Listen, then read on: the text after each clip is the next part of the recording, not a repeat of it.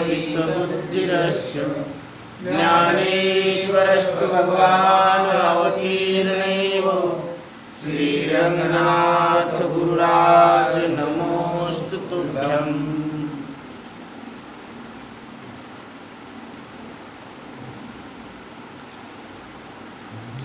जीव व ईश्वर हे दोघे एकच आहे। तत्वमसी महावाक्याचं चिंतन चालू आहे पंचीकरण या ग्रंथामध्ये। तर जीव व ईश्वर हे दोघे एकच आहेत असे सांगितले, पण त्यात स्पष्ट विरोध दिसतो। तो कसा? जीव सुखी आहे, दुःखी आहे, कर्ता आहे, भोगता आहे, जन्म मरणाने बद्ध आहे, असमर्थ आहे, पराधीन आहे, अभिमानी आहे, अल्पज्ञ आहे। या उलट ईश्वर अहंकार रहित आहे, सुखदुःख रहित आहे, समर्थ आहे, स्वतंत्र आहे, जगाच्या उत्पत्ती स्थिती प्रलय याचा कर्ता असा सर्वज्ञ आहे।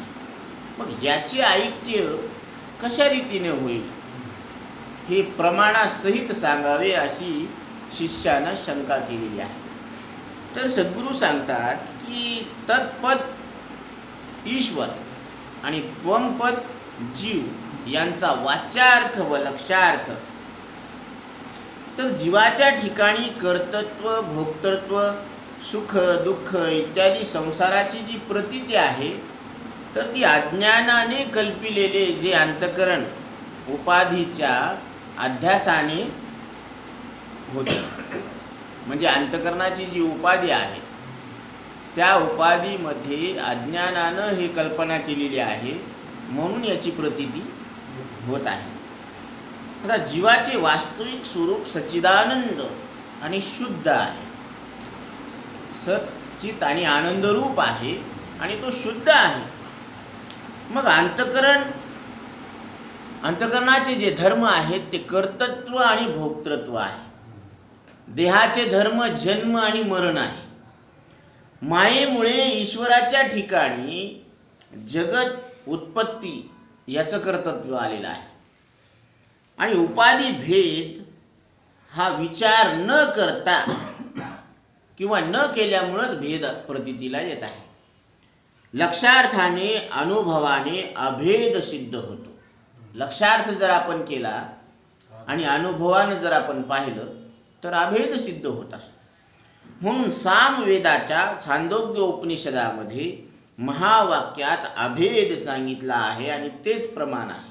तत्त्वम असि, ते ब्रह्म तू आहेस। तर ह्या पंचीकरणामध्ये 29 क्रमांकाची चौपाई सांगितलेली आहे। तत्व मठ घट काश व तत् असी पद महदाकाश, बे उपाधी भाग त्याग करी पोते स्वयं प्रकाश, असं इथं सांगितलेलं आहे। आकाशाला उपाधी मठाची लागली तर त्याला काय नाव आलं? मठाकाश। आणि त्याच आकाशाला घटाची उपाधी लागली तर त्याला नाव आलं घटाकाश। आता पदाचा अर्थ घटाकाश या न्यायाने अद्वितीय तत्वामध्ये माया उपाधीने तत्पदाचा अर्थ ईश्वर आहे। आता अद्वितीय जे सिद्धांत आहे, अद्वितीय ब्रह्म आहे, तर ह्या अद्वितीय ब्रह्मामध्ये माया उपाधीने तत्पदाचा अर्थ काय आहे? ईश्वर।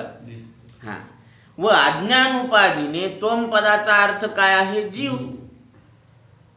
उपाधी अज्ञानाची आहे, त्वम पद आणि त्याचा अर्थ जीव, तिकडं उपाधी मायेची आणि तत्पद आणि त्याचा अर्थ ईश्वर। आता ह्या दोघांचं ऐक्य, हे दोन्ही उपाधी सोडून लक्ष्यामध्ये, लक्ष्य काय आहे? ते तू आहेस, ते ब्रह्म म्हणजे तो ईश्वर तू आहेस। ते ब्रह्म जीवाला सांगण्यात यायला लागलं की तू ब्रह्मरूप आहेस। मग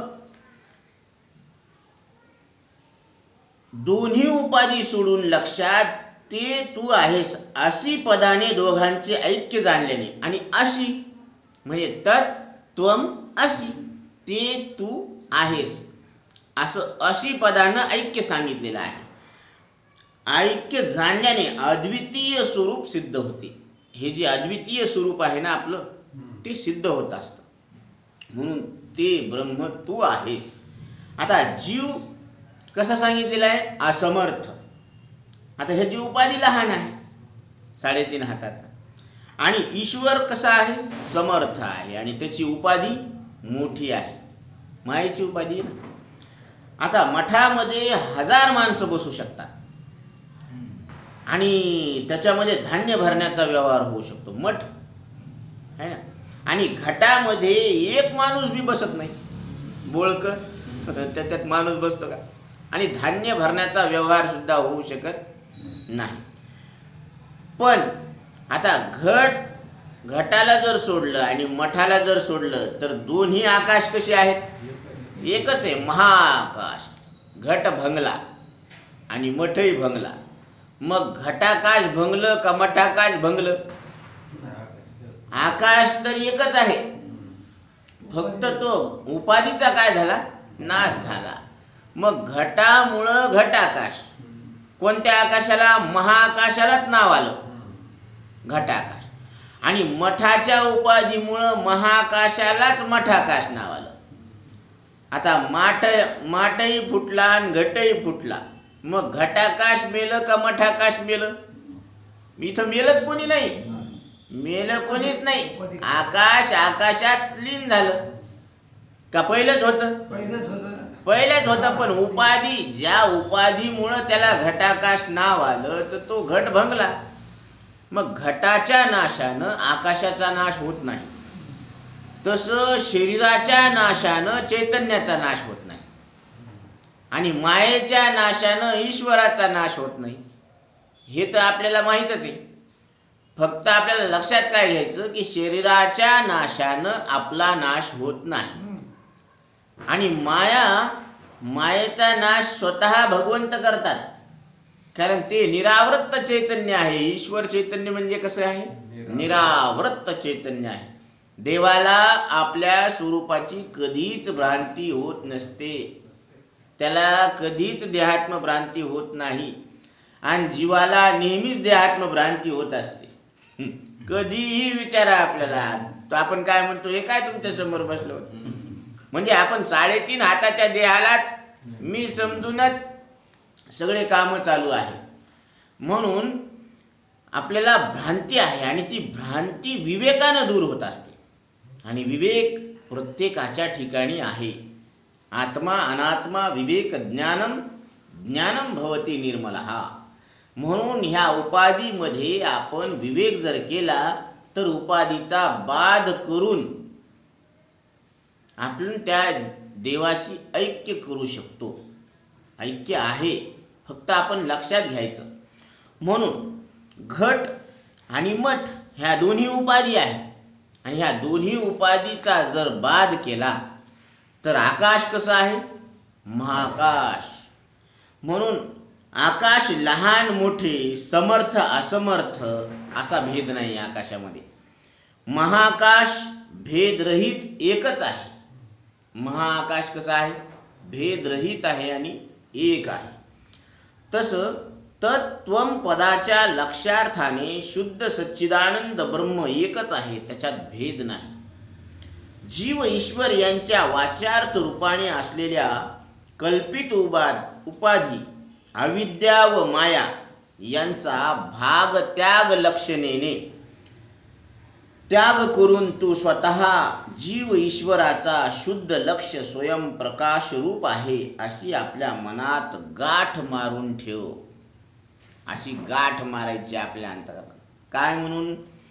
की जीव व ईश्वर यांच्या वाच्यार्थ रूपाने असलेली जी कल्पित उपाधी आहे, ईश्वराच्या ठिकाणी मायेची उपाधी आहे आणि जीवाच्या ठिकाणी अज्ञानाची उपाधी आहे. ह्या दोन्हीचा बाध करायचा. आणि चैतन्य तर इकडेही सच्चिदानंद आहे आणि चैतन्य तिकडेही सच्चिदानंद आहे.